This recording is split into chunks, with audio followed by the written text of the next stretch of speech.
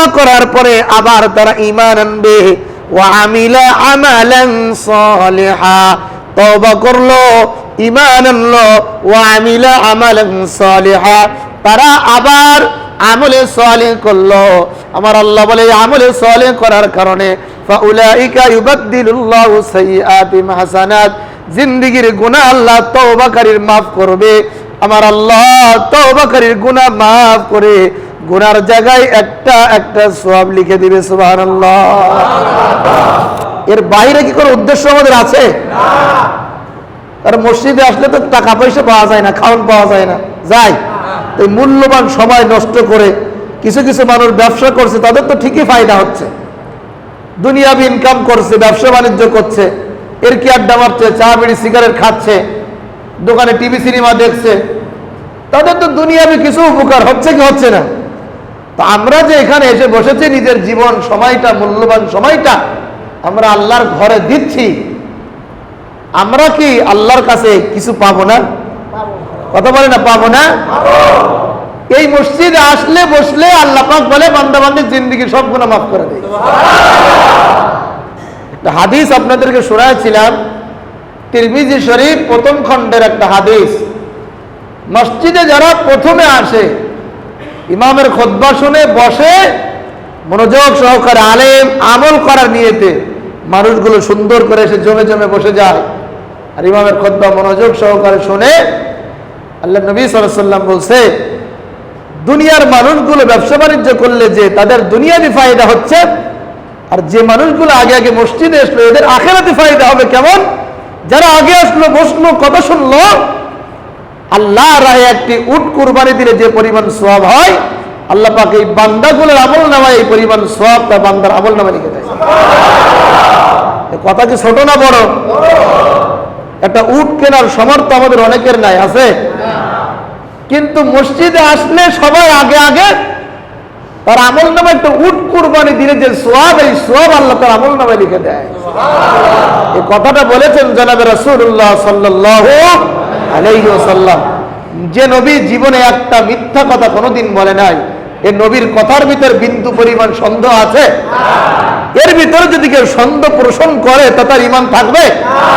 আল্লাহর নবী, বিশ্ব নবী জনাবে রাসূলুল্লাহ সাল্লাল্লাহু আলাইহি ওয়াসাল্লাম হাদিসের মধ্যে ইরশাদ করেছেন, নিজের কাজ কর্ম ফেলেতে দুই নম্বর যে ব্যক্তিটা আল্লাহর ঘরে এসে বসে যায়, ইমাম মুয়াজ্জিন, ইমাম খতিবের কথাগুলো শোনে, যারাই দিনের কথা বলে তাদের কথাই শোনে, আমার আল্লাহ তাদের আমল নামার ভিতরে আল্লাহর রাহে একটা গরু কুরবানি দিলে যে সওয়াব হয়, আমার আল্লাহ তার আমল নামার ভিতরে এই পরিমাণ সওয়াব লিখে দেয়।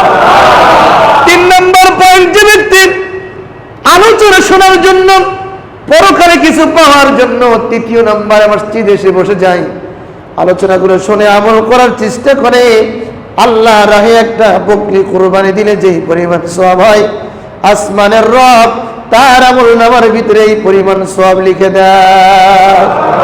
চতুর্থ নম্বরে যে ব্যক্তি আল্লাহর ঘরে এসে বসে যায়, আল্লাহ নবী, বিশ্ব নবী জনাবে রাসূলুল্লাহ সাল্লাল্লাহু আলাইহি ওয়াসাল্লাম হাদিসের মধ্যে ইরশাদ করেছেন, আল্লাহর রাহে যদি কেউ একটা ডিম সদকা করে দেয়, যতটুকু সওয়াব আল্লাহ তার আমল নামায় দিবে।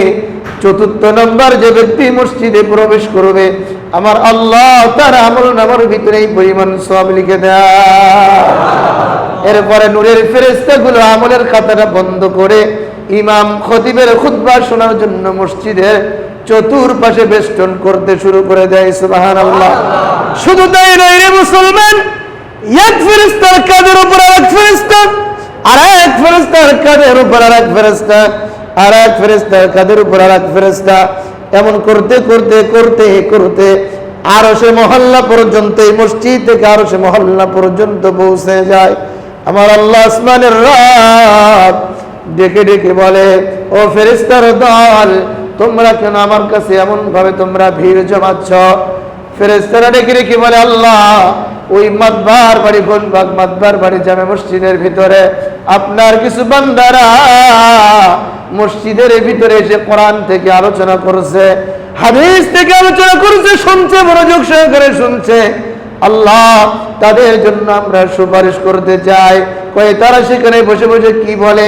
কয় আল্লাহ বড়, আল্লাহ ছাড়া কোনো মালিক নাই। মুহাম্মাদের উম্মত তারা জাহান্নাম থেকে তারা মুক্তি চায়, জান্নাতের ভিতরে তারা প্রবেশ করতে চায়। ওগো আল্লাহ, তারা জান্নাত চায়। আল্লাহ ফেরেশতাদেরকে ডেকে ডেকে বলবে, ও ফেরেশতার দল, তারা যে আমি রবের প্রশংসা করে, তারা কি আমি রবের কোনোদিন তারা দেখেছে কিনা? ফেরেশতারা ডেকে ডেকে বলবে, আল্লাহ আপনার বান্দারা যারা এই মসজিদে এসে বসেছে, একটা বান্দাও কোনোদিন আপনাকে দেখে নাই।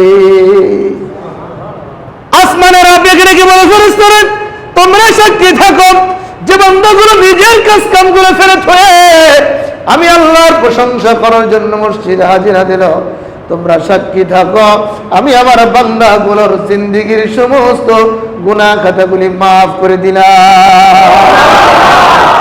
ও ফেরেশতার দল, তোমরা শুনে রাখো, তারা 2 নম্বর তোমাদের কাছে আল্লাহর কাছে চাচ্ছে, আল্লাহ জাহান্নাম থেকে মুক্তি দাও, জান্নাতের ভিতরে প্রবেশ করা দাও। ফেরেশতারা তোমরা সাক্ষী থাকো যে বান্দাগুলো নিজের কাজ কর্মকে তোয়াক্কা করে নাই, নিজের কাজ কর্মগুলো ফেলে তুই আমার ঘরে এসে জাহান্নাম থেকে মুক্তি চাই, জান্নাত চাই। আমি আল্লাহ তোমাদের সাক্ষী রেখে বললাম, ওই বান্দা বান্দির ঠিকানা আমি আল্লাহ জান্নাতে পৌঁছায় দিব।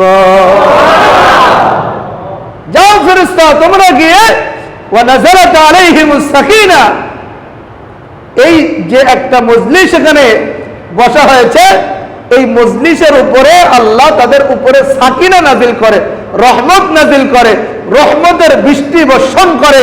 আল্লাহ পাক প্রত্যেকটা মুহূর্তে জিন্দেগীর গুনাহ মাফ করে, প্রত্যেকটা মুহূর্তে গুনার জায়গায় আল্লাহ সওয়াব দ্বারা পরিবর্তন করে দেয়। সুবহানাল্লাহ। জুমায় বলছিলাম, ফাউলাইকা ইউবাদদিলুল্লাহু সাইয়্যাতিহিম হাসানাত। আল্লাহ পাক বলে যে বান্দা বান্দিরা এই যে রাত্রে এসে লাইলাতুল কদরে 27তম রজনীতে কোরআন খতমের আগ মুহূর্তে মসজিদের মধ্যে এসেছে, বসেছে, নিজের জিন্দেগীর ভুলগুলো তারা শুধরে নিয়ে তওবা করার জন্য এখানে বসলো, আমি আল্লাহ ফাউলাইকা ইউবাদদিলুল্লাহ সাইয়্যাতিহিম হাসানাত, তাদের গুনাহকে সওয়াব দ্বারা আমি বদলাইয়া দিব। সুবহানাল্লাহ। মানে যেখানে গুনাহ ছিল গুনাহ মাফ করাইয়া আল্লাহ গুনার জায়গায় সওয়াব লিখে দিবে। সুবহানাল্লাহ। আর মজলিস থেকে হুজুর তো খুব সুন্দর আলোচনা করছে যে গুনার জায়গায় আল্লাহ পাক সওয়াব দিয়ে ভরপুর করে দিবে। তাহলে তো আমার আর কোনো গুনাহ নাই, এখন তো আমি পুরা সওয়াবের মালিক হয়ে গেলাম। মসজিদ থেকে বের হয়ে আবার ওই একই রকম গুনার কাজে আমরা লিপ্ত হয়ে গেলাম। তাহলে কি এটা বিবেকবান কোন বুদ্ধিমানের কাজ হইল নাকি বেকুবের কাজ হইল? আমরা এখানে আসছি মাফ নিতে, আল্লাহর কাছে চাইতে, তওবা করতে, কিছু জানতে, কিছু শিখতে। এখন জানার পরে, শেখার পরে, তওবা করার পরে যদি আবারও সেই কাজ বাইরে গিয়ে করি, তাহলে তো আমাদের মাথার ব্রেন ঠিক নাই। ঠিক না বে ঠিক?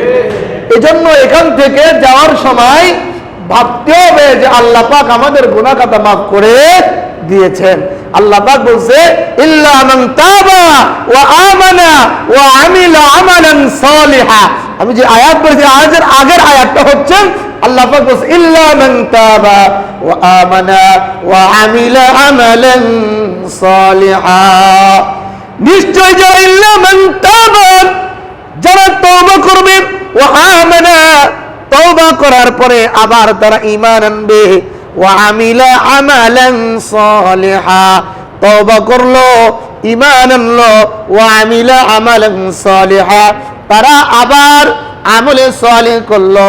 আমার আল্লাহ বলে আমলে সালিহ করার কারণে ফাউলাইকা ইউবাদদিলুল্লাহু সাইয়্যাতিহিম হাসানাত, জিন্দেগীর গুনাহ আল্লাহ তওবাকারীর মাফ করবে। আমার আল্লাহ তওবাকারীর গুনাহ মাফ করে গুনার জায়গায় একটা একটা সওয়াব লিখে দিবে। সুবহানাল্লাহ।